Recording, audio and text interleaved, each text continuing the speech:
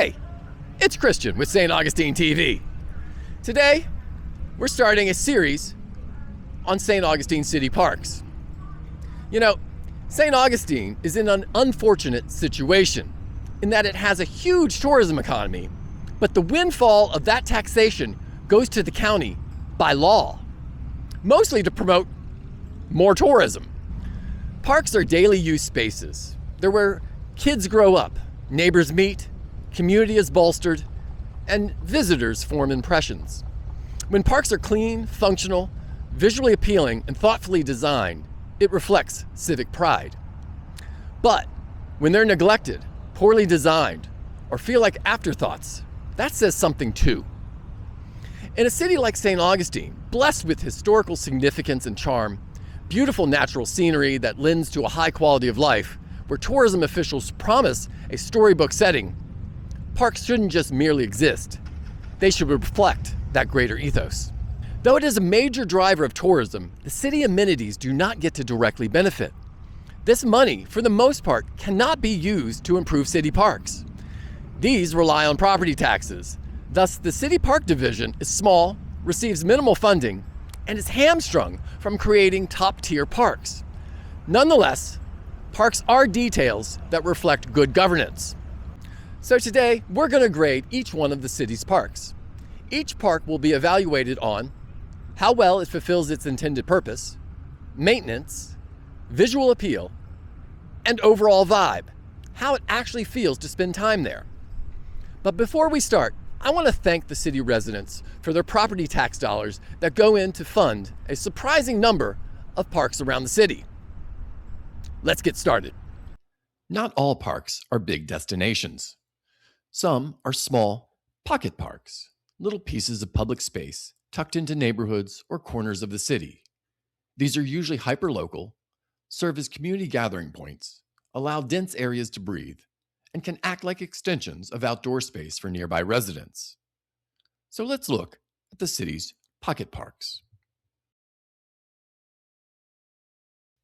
Connor Park is a new pocket park in the south side of town. Its purpose seems straightforward: provide a quiet space to sit, view the marsh, and observe the area's excellent bird life. The marsh is the main asset and offers natural appeal. Where it falls short is in functionality. It's a space in search of a purpose. The benches are out in the open with no shade and suboptimally positioned to enjoy the marsh. Other than that, there's nothing here. If the goal is birding and quiet observation, a few improvements would make a big difference. Some sort of viewing platform with interpretive signs identifying common wading birds would add educational value for residents and visitors and elevate it from a basic sitting area to a true bird-watching spot. It would benefit from more trees or a shade structure. Connor Park meets the baseline of being a maintained green space, but it appears more about land acquisition than a thoughtfully designed park.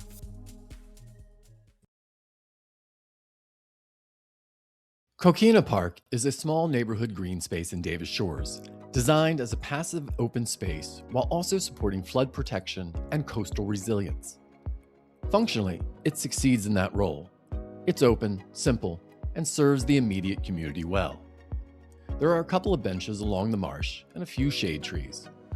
Interpretive signs add value, sharing the history of the cottage that once stood there, the Davis Shores neighborhood, and Quarry Creek. The space operates like a neighborhood dog park and stroll destination. There's a dog waste station and trash can, and it's clear local residents use it for quick walks. Overall, it's a successful pocket park. It could benefit from a few more shade trees, and maybe a simple pull-up bar for light exercise, or even an adult-friendly swing overlooking the marsh to add a bit of character. As a neighborhood park, it works.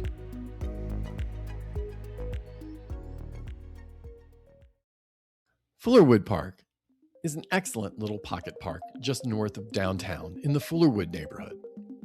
It is a good example of a multi-use pocket park, providing a half basketball court, community garden, and a playground. There's good shade, and the sitting areas are positioned well. It's not fancy, but it serves the community and makes good use of the space. You can even catch a Tai Chi class on Saturdays a couple of times a month. Nelmar Terrace Park is a pocket park in the Nelmar Terrace neighborhood. It primarily serves the immediate neighbors. It offers a peek of Hospital Creek. There's a small path, but beyond that, it's essentially an open lot. Functionally, it works well as a place to walk your dog and let them relieve themselves. That's something. Neighborhood dog space has value, but there's no bench positioned to enjoy the shade or take advantage of the creek view. It adds open space, but doesn't strongly fulfill a defined purpose beyond being leftover breathing room for surrounding homes. Oglethorpe Battery Park is a small but charming neighborhood park in Davis Shores, celebrating the Spanish victory during the British siege of the Castillo de San Marcos. On the west side, the obelisk memorial and 3 small cannons offer a historic focal point. Mature live oaks throughout the park provide plenty of shade. The east side is practical for local residents, with a dog waste station and trash bin, making it easy to enjoy with pets.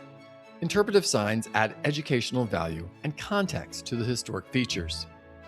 Overall, it's a well-balanced mix of green space, history, and neighborhood utility. The shaded benches, mature trees, and easy dog access make it a pleasant place to walk, linger, or enjoy some time outdoors.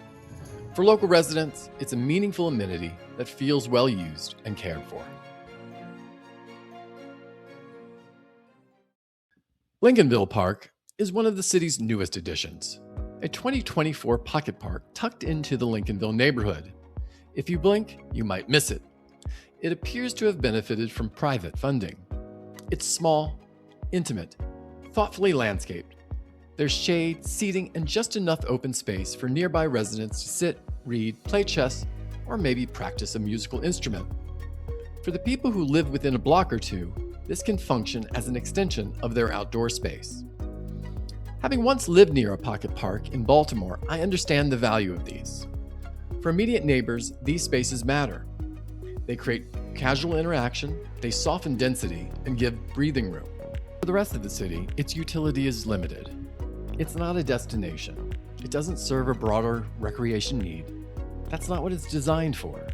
As a neighborhood amenity, it works. It's nice, it's cute, it's small, and serves a very specific radius.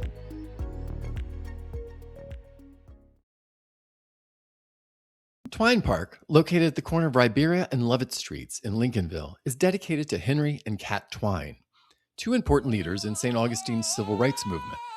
The park includes an interpretive marker explaining the Twine's legacy. Inside, a maturing live oak provides shade over a seating area. There's also a small grassy area that neighborhood residents often use to walk their dogs, but no dog waste station.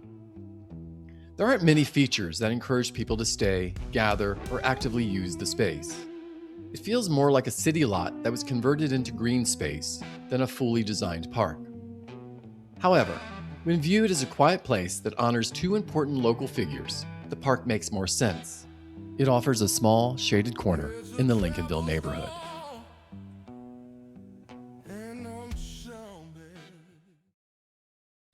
St. Francis Park is a historic pocket park in the historic district, designed for quiet reflection. Surrounded by historic homes and museums, the space feels timeless and is removed from the bustle of the city. At the center of the park is a large live oak with wide, arching limbs that provide shade. Benches are placed throughout the park, each offering a bit of privacy for the people who come sit, read, or reflect.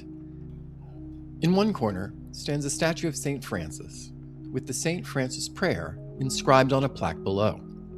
Nearby, a historic well remains from generations past, and a small fountain adds a soft background sound that fits the park's contemplative atmosphere. Overall, the park succeeds in its purpose. It's a peaceful place to pause in a busy part of town. However, there are maintenance issues. Trash tends to collect in the park, and the landscaping doesn't seem to receive the attention the space deserves. With more thoughtful planting, the park could be spectacular. Herbie And the Net Wiles Park is a small triangular parcel in the Fullerwood neighborhood, created to honor two local community members. To call it a park is generous. It is essentially a patch of grass at a quirky intersection. There are 3 concrete benches placed awkwardly in the space, along with a park sign and posted rules. Functionally, it does not offer a reason to stop, gather, and would better serve as a garden. In a historic neighborhood like Fullerwood, this space could be something special. It could be thoughtfully landscaped with native or low-maintenance plants and be a beautiful garden feature, a visual focal point for residents to enjoy on their walks. Instead of benches, it would be better suited as a curated green space that complements the surrounding homes.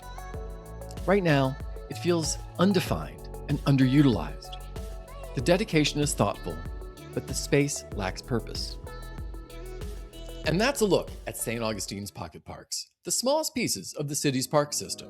Some work well for the neighbors around them, others feel more like leftover spaces than intentional places.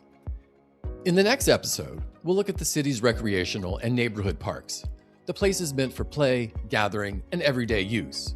And after that, we'll finish with the big scenic parks and waterfront spaces that should really showcase the best of St. Augustine. Hey, thanks for watching. For more local content, don't forget to like and subscribe.